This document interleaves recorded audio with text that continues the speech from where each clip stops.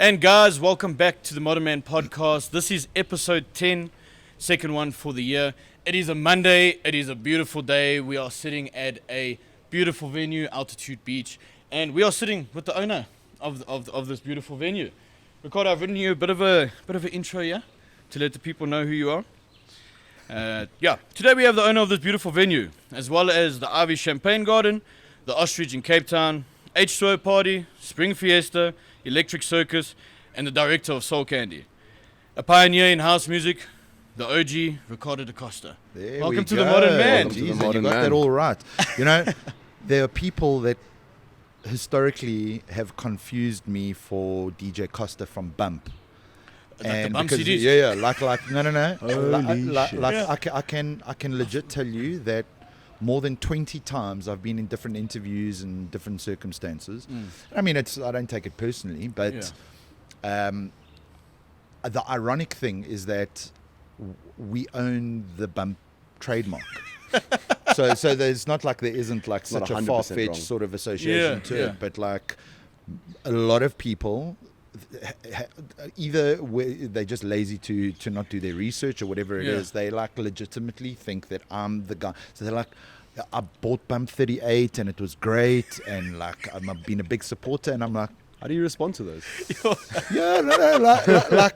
Depending on the show, like if it's live on air, like I try change the sort of direction of the conversation. I don't want to make it awkward, but.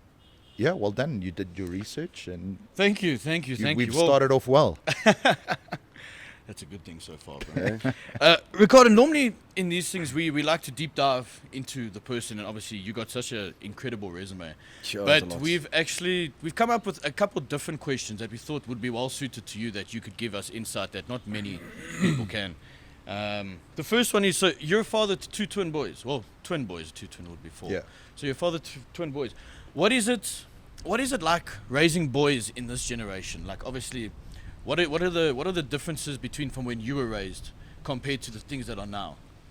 Because obviously things are not the same, right? No, definitely not. And I think, you know, my circumstances are definitely different to their circumstances. But like, just to start off, there is nothing better in this world than being a parent.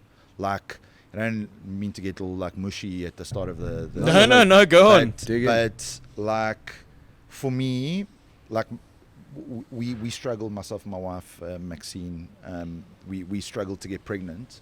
So to be gifted twins, not that like we could have been one, could have been 10 for whatever it is, but like when you struggle to have kids, and then you get two, it's like, I mean, it's a blessing. It's beyond a blessing. And so I think the little things we don't take for granted, like, I try to be as involved as I can be.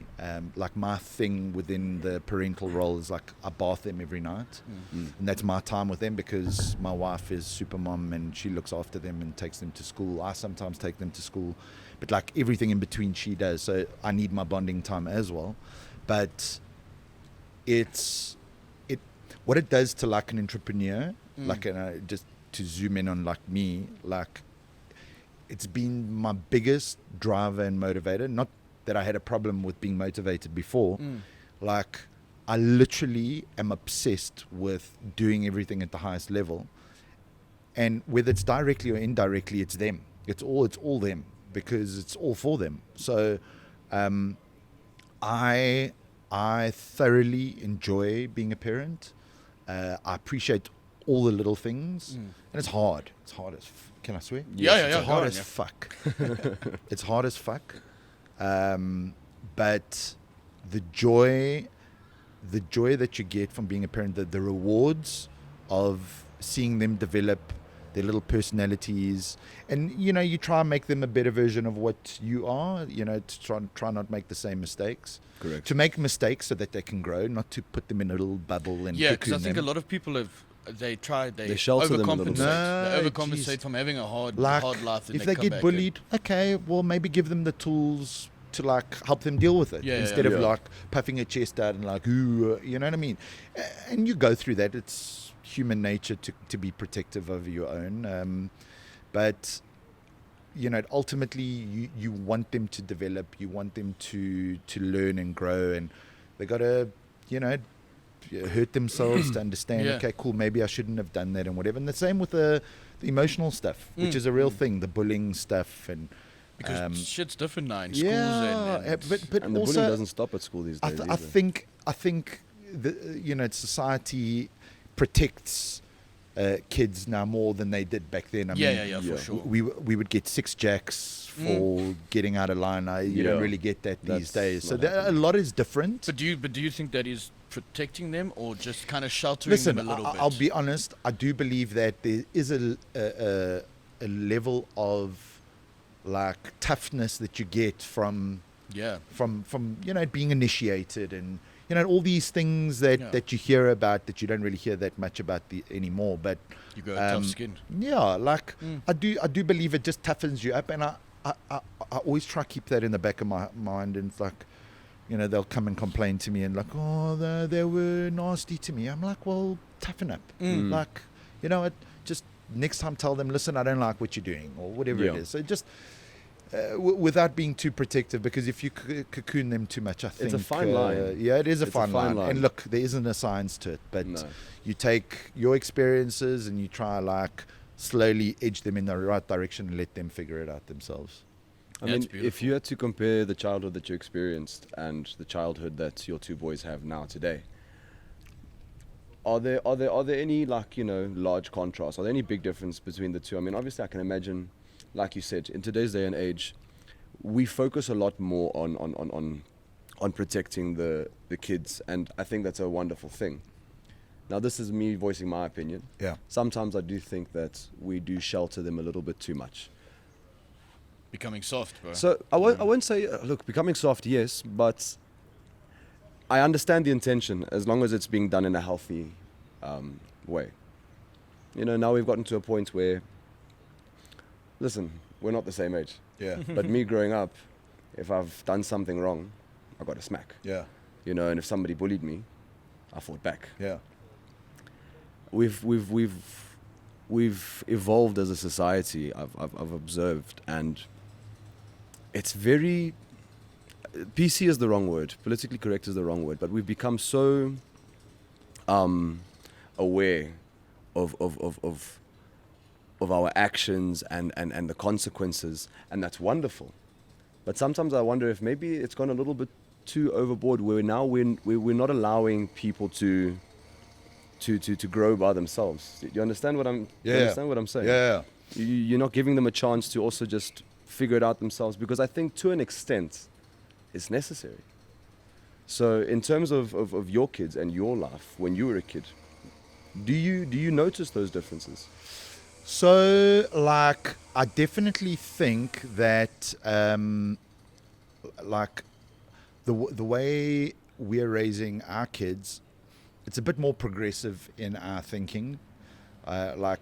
Maybe our, I wouldn't say my parents were conservative, but they were to a certain degree. Like, my dad didn't want me to pierce my ears. Yeah. And didn't want me to have a tattoo. Same. Like, some of that has stuck. I do think that, like you adopt whatever philosophies and whatever, but like, I don't care if my kids pierce their ears. Like, I don't like so we're a bit more lenient. We're definitely more progressive in terms evolved. of how, I think it's a lot more difficult for them to hide anything from a believer with what I've been through. Wish them luck in trying to hide some shit from me. Because you see it all, huh? Yeah, I don't know. I've been through some shit. So I think if anything, it's a lot more fluid, it's a lot more progressive, and taking all the good that ultimately molded us into who we are. We'll definitely adopt that. And listen, we're going to make some mistakes too. But do they have it easier? 100%. Yeah. But is that a bad thing? Yeah, but again, it's how you frame those opportunities for them. Correct. I didn't go to private school. My kids just started at St. Stidians. Okay. It's very difficult not to be impressed by private school facilities. That's true. Eh? We used to play football tournaments. St. Stidians facilities and most private schools are like pretty damn impressive. So, like I wasn't able to get those kind of opportunities. They do off the bat, but like we're going to work hard to make sure that they're as grounded as possible and it doesn't get to their heads, because influence is a real thing. And oh, he's got a drone. Oh, I want to settle down, Buttercup. We'll take it one step at a time, and you've got to earn, and all those fundamentals of I guess that's probably like what Shaq always says about his kids. That he's rich. It's like, my kids ain't rich. Like, I'll give them the opportunities to grow and everything like that. But if you want something, you got to earn it. 100%. Because you need to have those principles as a person. That if you want something, you're going to go out and do what you need to do to obtain it. Yes. Not I want something. Who Give am I it going to to get to give that to me? 100%. Nah, that and so you said, obviously now having your boys, it's given you a lot more drive, purpose. How important is purpose to a man? Like, if a man doesn't have purpose, I feel like they normally get lost. How important is that? Yeah, but purpose and just like a direction, like really iron out what it is that you want to do and what it is that you want to achieve, instead of just winging it. Like, I'm sure you could get away with winging it For a while, yeah. But like to actually have a clear path in your mind in terms of what it is that you want to do. Sometimes the accidental stuff surprises you. So I'll give you an example with me. If you had asked me 6 years ago, would you ever want to own a restaurant, I would have laughed at you. Yeah. Like, are you fucking joking? Like, I love food. Like, But there's not a fat that. kid dying to jump out of this body. I just love food. I just want to chow. But like at restaurants, like I was a waiter, it was a headache and whatever. But my late partner, Damien Michael, reached out and he's like, there's this site in Bedford View that a mate of mine's building this office park, and there's this like rooftop section. Do you want to go check it out and see if you want to do something? So like him talking to me, I thought, does he want to open a nightclub? Because Another one. I mean, I know I'm in the game, but I have no desire to open up a nightclub, and that's what I'm thinking in my head. But I got to the site and I saw the views, and I'm like, Wow. just your creativity and your mind just starts like racing, and I'm like, what are we doing? Like, I'm in. Like, you just, like, your gut tells you this just feels right. And in 30 minutes, we knew what we wanted to be, what we were going to do it. And it was an interesting hybrid of being a restaurant, but being a social space that has a bit of a vibe and whatever. Yeah. So it brings my world, brings his world, and I learned his world. And now it's a big focus of what I do. And in the end of Feb, I'm opening my third official restaurant with Jay something from Mikasa. Oh, yes. Called Artistry. Yes. Yeah. And the parallels between owning a restaurant and putting on an event are insane.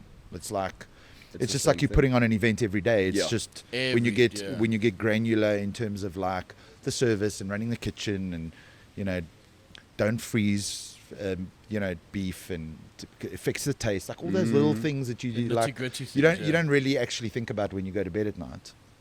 I had to learn, and loving food and loving experiences and making people happy, which that's essentially, if you want to summarize what industry I'm in the happiness business.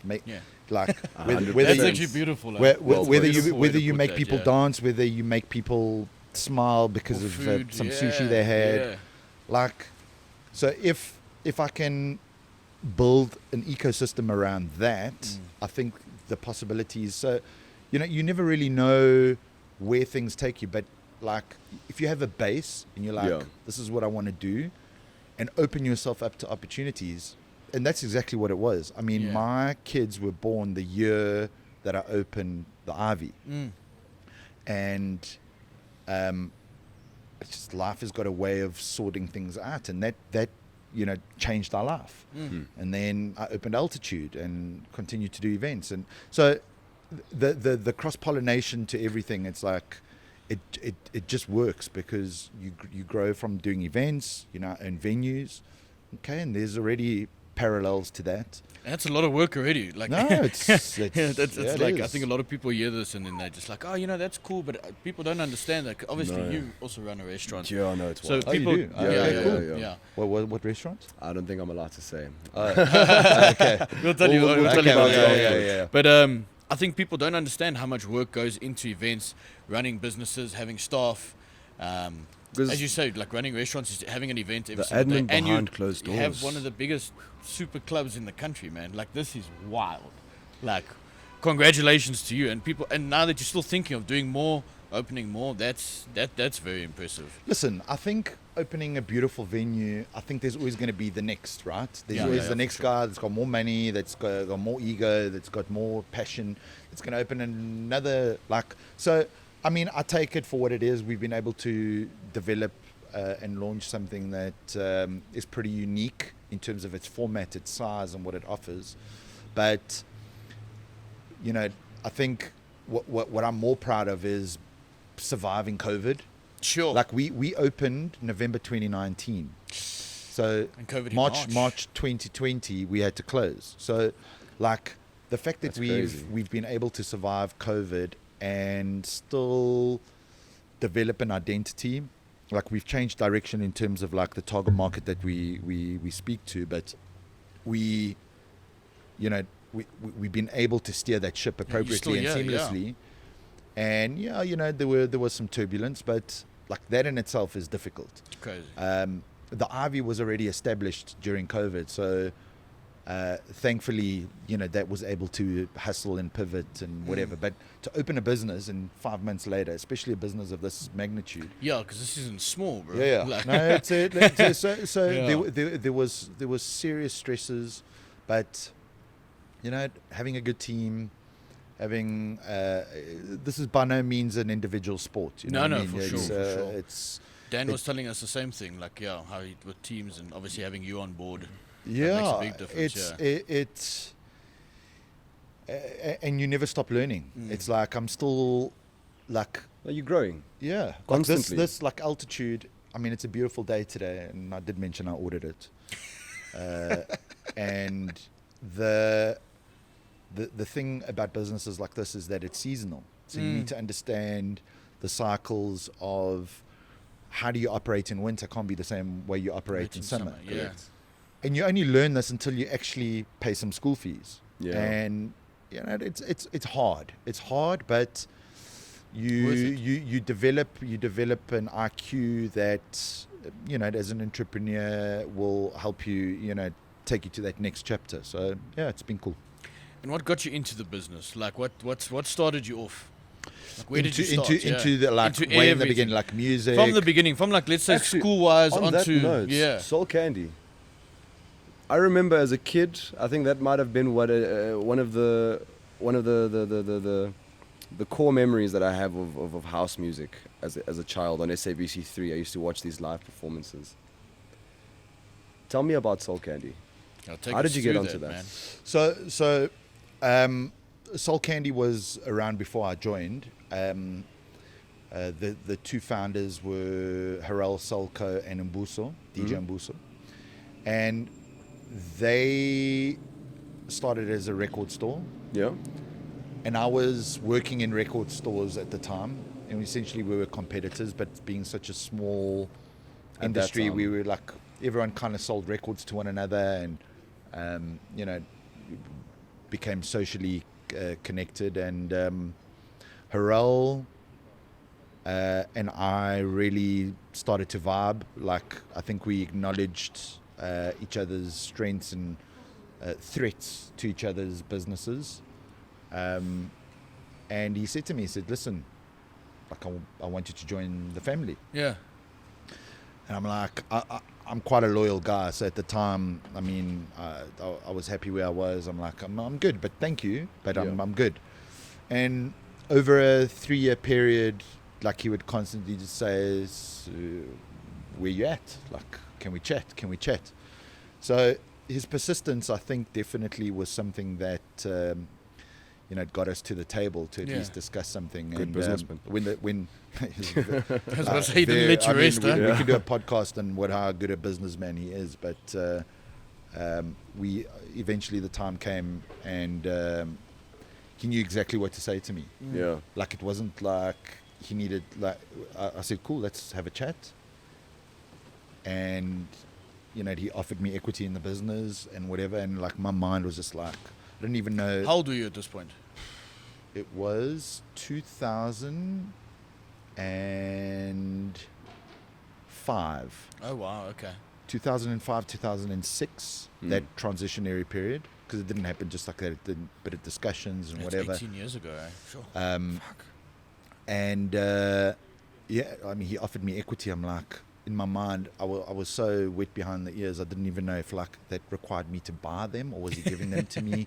Like, I was just so overwhelmed. Especially if you don't know, yeah. Yeah. And you know, like very, very shortly after that, I joined the team. And, you know, like an absolute powerhouse in terms of leveraging the strength of the brand to other things. So it was a record label, a record shop that turned into a record label. Parallel to that, started a school teaching people how to produce music and learning how to DJ. Parallel to that, you know, going independent and doing our own distribution, starting our own bookings agency, starting our own live events division, starting our own publishing company. Like, we grew at such a rapid rate, acquiring the Bump brand, which we were talking about earlier. I completely forgot about the Bump CD. I'm not going to lie to you. Yeah. When you said that, I was like, cool memory. Yeah, Clicked in. Yeah. Bump was always that Bump CD was that huge, everyone bro. bought, but no one really told that they had it. So it was always in the Ah, car. But it was okay, every yeah, little. yeah. But no one would say, yeah. And at the party, Or they'd some put did. it in, but they'll just Yeah. let it play. They wouldn't be Yeah. like, yeah, it's my CD. Oh. Yeah. So and you know, fast forward to today, Soul Candi's, you know, we went through a period where we stopped being a record label. We're now a record label again. The school's still very healthy. I own the events business. I bought that from my partners, Harel and Sergio. So I run the events business, which Spring Fiesta and all the events that I do fall under that. Crazy. Soul Candi Live. Yeah. And yeah, I mean, like, I think Soul Candi is it's very much an institution for what house music stands for in South Africa. And I 100%. think within the time that it's been around, it's definitely got its Sorry. Yeah, no. That's, Or just paparazzi on helicopters. they don't stop, man. Yeah. The legacy that was created over the time where we were really putting out releases and whatever, I think is an evergreen. It's a forever thing, you know. So super proud to still be a part of the Soul Candi family. It's taken a different shape, but there's a lot more to come. Yeah. Lots of exciting stuff. And yeah, to your original question, you know, where did it all start? It's, you know, as cliched as most DJs kind of story. It's like for the love of music. For the love of house music. Do you have the tattoo? fuck yeah. The I love I mean, the t-shirts. Yeah, SA House slaps different. yeah. This is actually, It's true though. Like the quality of our music in this country. especially is- now. Oh, I mean, yeah. there was a Wow. point. There was a Wild. point where it wasn't. I think there was lack of accessibility to, you know, the right software and whatever. Now, I think everyone wants a piece of South African, you know, dance music. And I say dance music, it encompasses Amapiano, 'Cause that's a the huge Afrotech genre at the sound, moment, yeah. which, you know, Black Coffee's pioneered, and it's just opened up this whole world. So, like, there's no better time than now for South African dance music, and which is why we restarted the record label. And, you know, whether it's in venues, whether it's me DJing, whatever it is, that is the glue. That is, the music is always going to be what pulls me into those things. And I mean, I might not, you know, I stopped trying to be Fiesta a long time ago. I didn't want to, like, you know, conquer the world and play 20 gigs a weekend. Like, No, it's not for you anymore. I've come to terms with the fact that I want to build, an ecosystem for me that's found your around what space. I love. Yeah. Which is events. It's the background, venues and that kind of thing. So when you DJ now, you DJ like for the full love of it now. Yeah, right? 100%. There's no more like if as you say, not trying to make a Tiesto thing. no, it's just I'd you DJ 'cause you I mean, want I'm to. still a resident on Carl Kassem's show. Like I Yes, still yeah, try yeah. to push Your brand. my sound and Yeah. what I enjoy playing, because I believe that at least from the times that I play and I see the reactions, there's still something People there. love it, You know yeah, what I mean? And I want to continue to do that until like. There's no I joke with my wife, like, just 10 more years. But does it actually matter? Like, I'll be 20 70 more years years, old and and still I'll still doing want it, to bro. play some Yeah, music. for sure. I honestly don't frame it. I try not, put such a formal timestamp on it. You just enjoy it. Like, I enjoy DJing.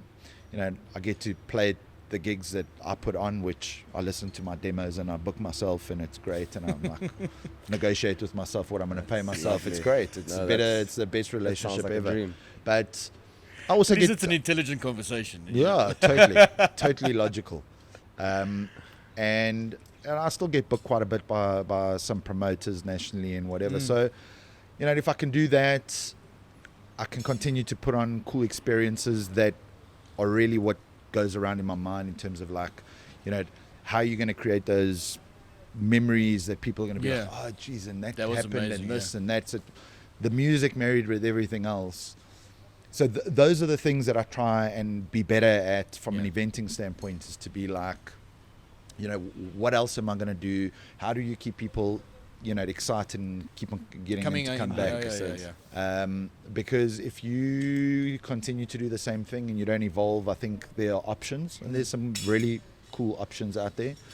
I think there are some bad options, but people are going to dabble in them anyway, and your consistency is what will determine your longevity. Yeah. And is that important to you, your longevity? Totally. I mean, like, How long have you been in this? Like, yeah, I mean, how long have you been in the I've been game? DJing for 27 years. Fucking hell. Man, I'm not even 27 yet, bro. yeah, I'm 26 nigga.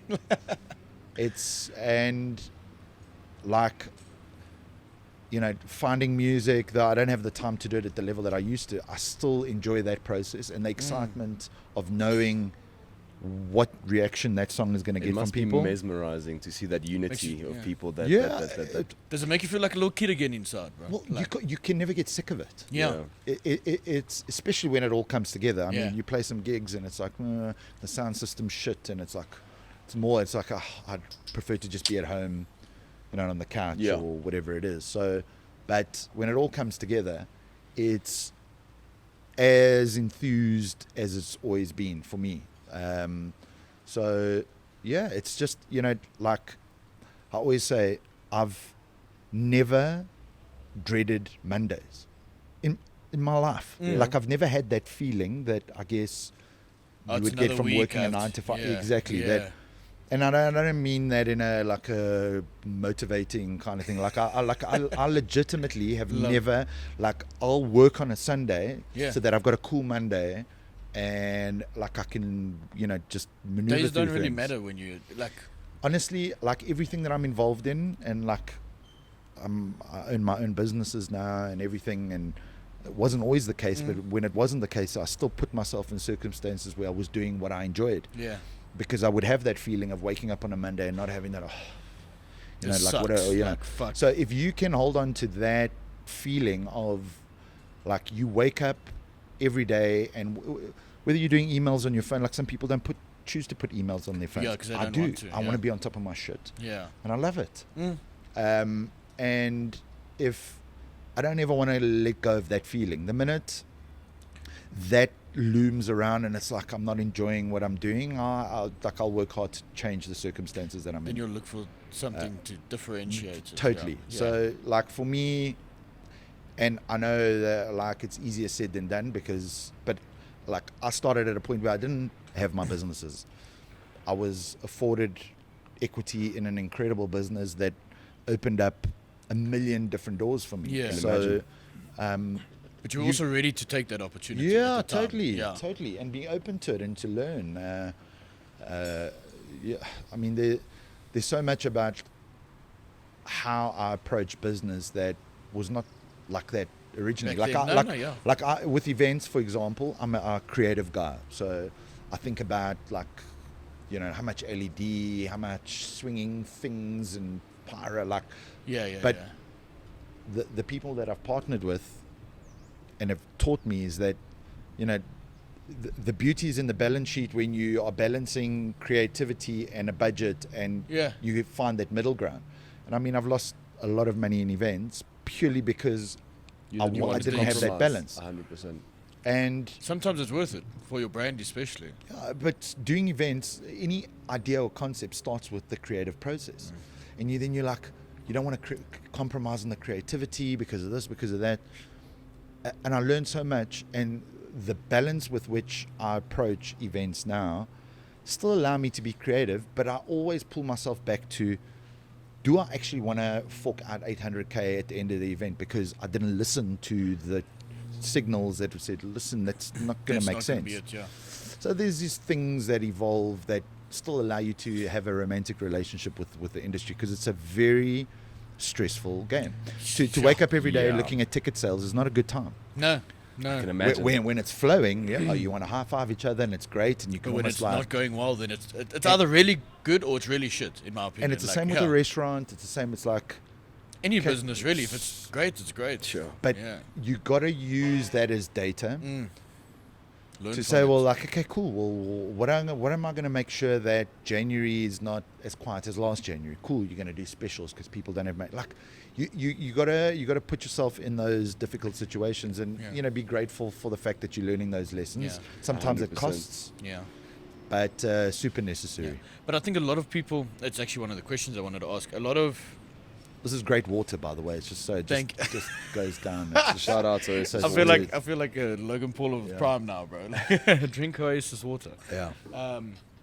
A lot of the older generation of men, they're very stubborn. They don't want to move forward. They don't want to do progressive things. They want to stick. Because this works. That worked for them, but they don't want to like open their mind to bigger things, different ways of doing things, and I think that will ruin a person's business, even like their lives and stuff like that. How often do you meet people like that? Do you see people in like the industry that just don't want to learn? Like, they're just stubborn, bro. They don't want to change their ways to grow and move with the times. Listen, like, you know, it's such an egocentric industry, and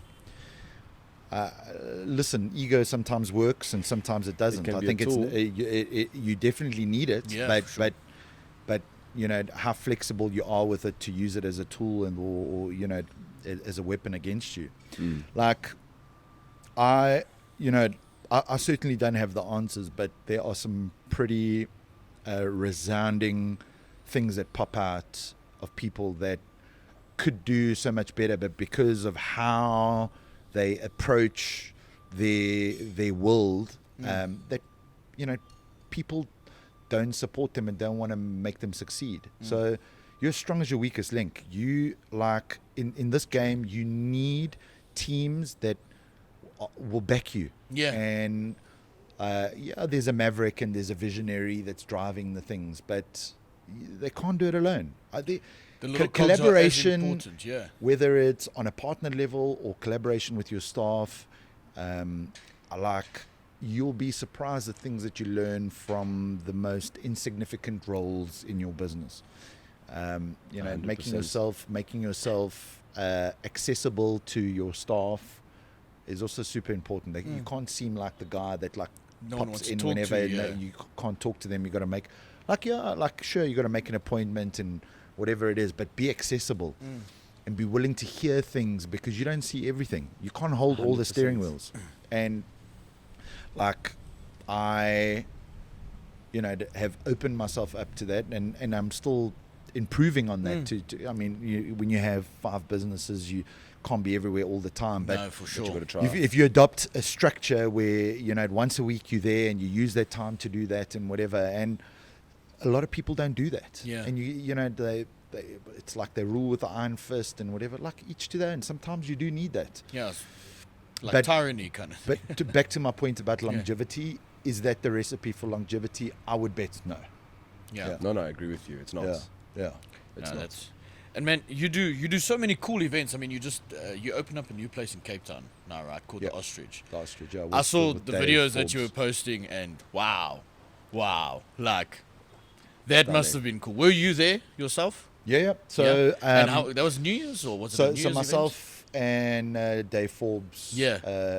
have opened that venue. event? 'Cause that's not a small venue either, bro. No, it's That's like festival. and, like, and this sure. and this is kudos to Dave. Like, you know, he had done a lot of events there before when he was part of the Ultra team, and that space he saw as, you know, having the potential to be a functional event space. Now with the event calendar in Cape Town, which they've got quite a healthy festival sort of, vibes. Yeah. but the problem is there's these beautiful venues that you've got to bring all this infrastructure to, and it becomes a bit of a mission, you know, It's and very expensive. costly. So Yeah. we are a functional event space. Okay, so We're not a venue that's always on. We do our own events there, and then any promoter can come there, and, you know, we have the toilets, we have staging, so we have you furniture. provide the infrastructure. Correct. I mean, Yeah. sound and that is obviously an extra. Yeah. But again, it needs a unique selling point, because if I was going to open another Cabo or another shimmy down in Cape Town, I think there isn't enough opportunity year Yeah. round for everyone to survive. So you got to look at unique selling points and say, okay, cool. Well, they are what they are. Ostrich is 25 minutes from the CBD, which is like going from here to the East Rand or whatever it is. And people don't really mind driving in Cape Town. They go and camp. Not that they festivals can and- really drive in Cape Town. Yeah, drive like shit in you know Cape Town. what I mean. And like I'm super proud of what we've done there, and I think there's still, like, we had, I would say, a soft launch this season. We had New Year's Eve with H20. We had an event with the Nigerian artist Oxlade on New Year's Day. We had Love and Light, which is more of a psytrance property, and we've done a couple of other things in between.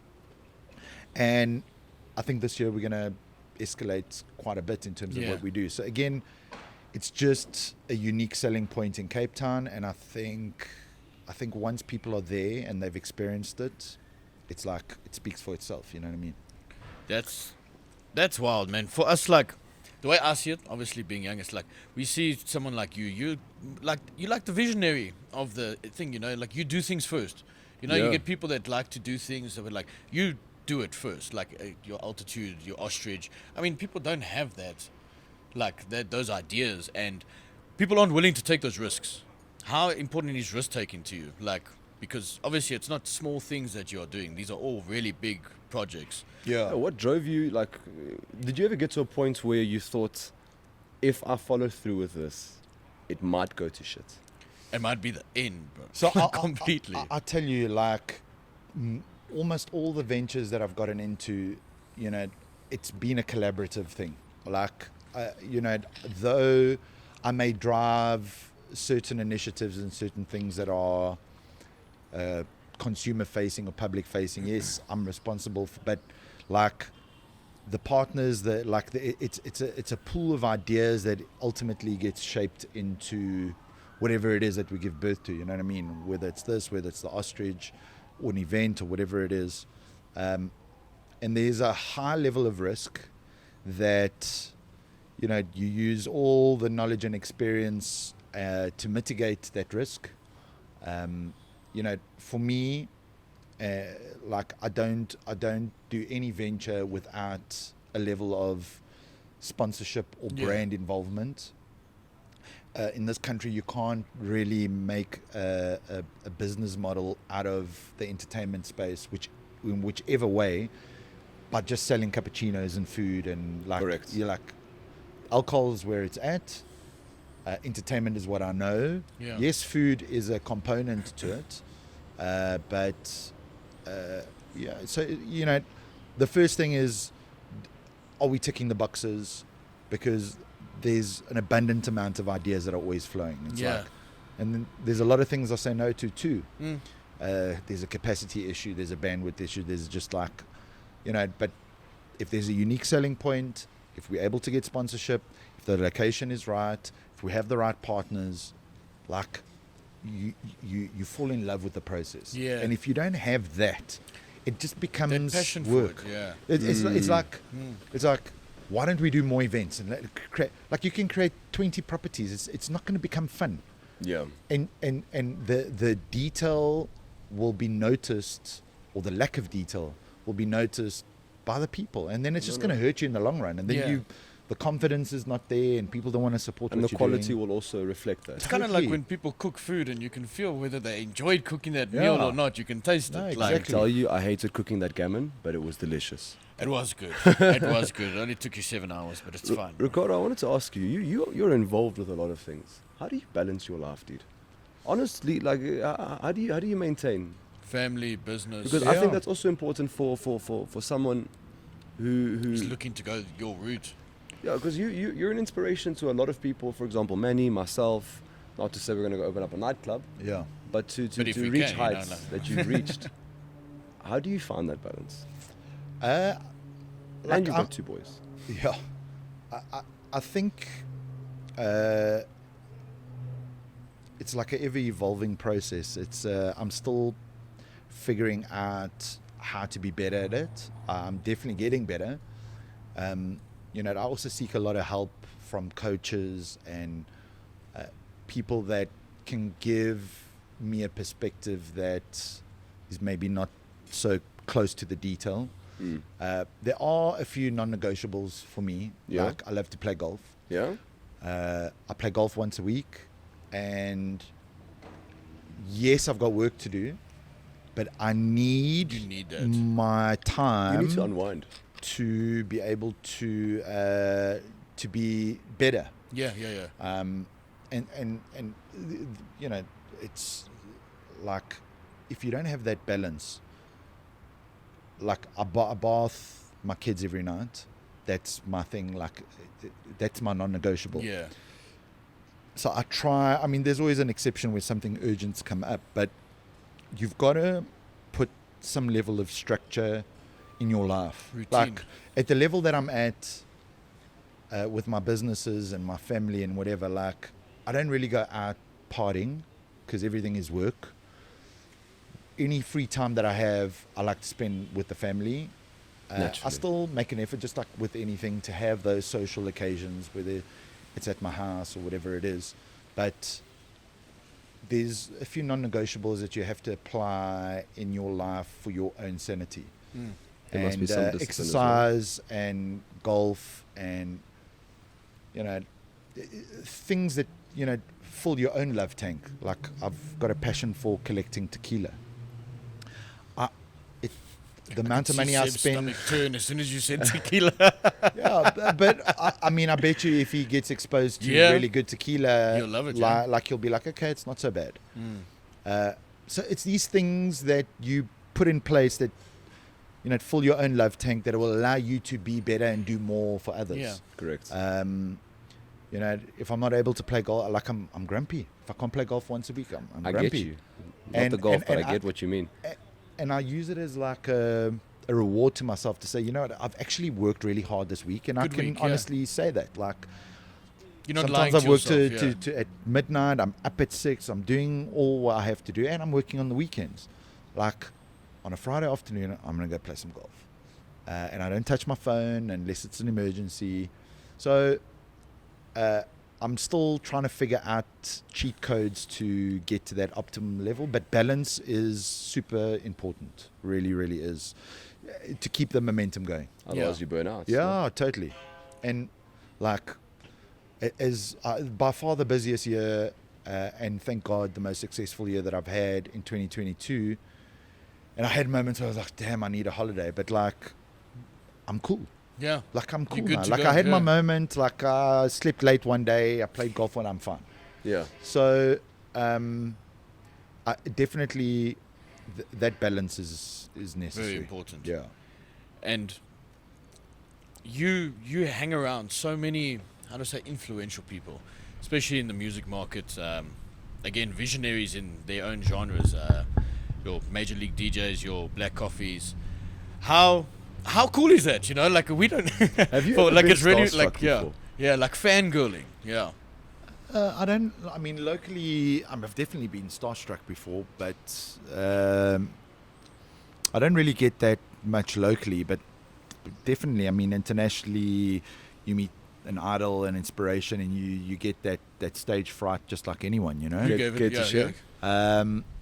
Like there's this dance music conference in Amsterdam called ADE, Oh, Amsterdam Amsterdam Dance Event, Music yeah. Festival, yeah. And Danny Tenaglia was just standing there alone, not talking to anyone. I'm like, fuck me, I'm gonna go ask him Gotta for go a photo. So I said, Danny, I'm a big fan. You know, all the steps that you go through when you're a fanboy. Would you be cool if I take a photo? And what was weird was that he was like, yeah, okay, why not? Like he actually thought about possibly saying no. But man, I understand you get asked for photos all the time and whatever, but it probably would have ruined my fan experience if you said no. I'd be like, fuck, I don't think I would ask for a fucking photo ever. again, yeah. And Eric Murillo, which is the biggest inspiration musically for me, you know, in getting through this game. And he I don't know if you know, he passed away, overdosed with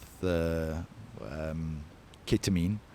And like I called my dog Murillo at one point. Like this guy was like the one. Idol. And I got to play with him. And so I just you're not natural. You're not like. So I've had those feelings, but I think just maturity and being in the game for a while, you just learn how to navigate those things. But I don't think it's something that you should ever, you know, suppress. Yeah.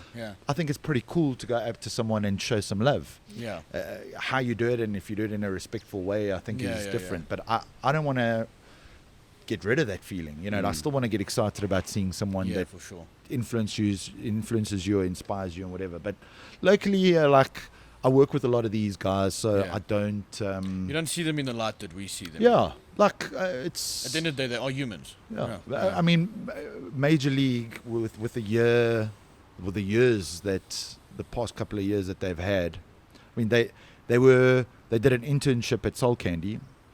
Like I just know them as those guys. Wow. Yes. He was shitting himself just now. Was that like them Major sitting League. over there? No, it wasn't. No. I wouldn't even know what I just thought it was them. It looked so important. I was like, fuck it. And Nutty as well, you know what I mean? Black Coffee. It's like we've worked so much on different shows and everything together. It becomes the norm. I mean, it's not like, you know, I'm always shooting the shit with him. We're not on that level, but we've got a really good relationship. Yeah. The professional respect, I would say, and it's cool. It's like, if I want a photo with him, I'll take a photo with him, and I won't feel that pressure to be like, you know. But I don't think anyone should ever, you know, suppress those feelings, because, you know, it's like the kid in the little kid. Oh, and I'm not it's gonna also- lie. I'm not gonna lie to you. When I saw your name pop up on my phone when you were asking for the water order, I even screenshot it. I said, "Guys, look who messaged me. Like, we got to get me on the podcast, bro." Like, I was fangirling hard. Bro. that's cool, man. But yeah, I think we're gonna wrap it up. Just one last thing. What's next? What's up for 2023? What do you got? What do you got in store? So as I mentioned, end of Feb, opening the new restaurant in Sandton. It's quite a again, to my point of unique selling point. It's a rooftop restaurant. There's a lounge, and then there's a 100-seater theatre that's part of the space. So we're going to do like dinner, comedy shows, drinks afterwards. Nice. Wow. Or like unplugged sessions or whatever it is. So it's going to be quite cool in terms podcasts. of, you know, it's all possible. There's a couple of big international acts which I'm not going to mention that we're working on getting out, which will really get people's excitement levels up. The beginning of last year, I started an agency called Air. Yeah. Which is a kind of activation and events agency for brands. And again, it's the parallels. It takes what I do just into a corporate space. And we've got the lead account for Amstel, and we do all the Friends of Amstel events and whatever. So we really want to take that business up to the next level. So really excited about what's on the cards for air. And then just the properties that I have, Electric Circus, H2O, Spring Fiesta. Really having fun with those. Like we had an incredible year last year. Yeah. And coming off COVID and all of that. So I think last year was like everyone coming back. And then this year I think it will just... It's going to bang hard. Yeah, like blow up. It'll be the biggest year yet. Yeah, so I don't approach things like how much I can do. It's how well I can do the things that are on my plate. Quality So over quantity. I know it seems like I have that approach with everything that's going on in my life, but it's not by accident. It's there's a legitimate the criteria that I explained in terms of how I process things. If it makes sense, I'm going to find a way to do it, and I'm going to partner with the right people that can help achieve that. So, yeah, then taking Ostrich to the next level this year, and lots on the go. But I'm super amped and motivated and excited for it, and can't wait. That's amazing. That's inspirational. We've got to get our asses into the area, bro. Like, truly. But, Ricardo, thank you so much. Cool, man. This was really... And well done to you guys. I was thank you. giving you kudos on your equipment and all the shiny things that you've got going on. Thank you for having us. Pleasure. Thank you for hosting. And thank you for ordering the day. Lovely day. It was for free, yeah? Hey. So don't get much for free anymore. Yeah. But well that done, was guys. great. Thank you. Cool. Very insightful. And, I can't wait to watch it back, to be honest with you. So... yeah, guys, episode 10 with Ricardo Da Costa. Please like, subscribe, leave a comment. And, we'll catch you guys on the next episode. Nice Cheers. one. Ciao.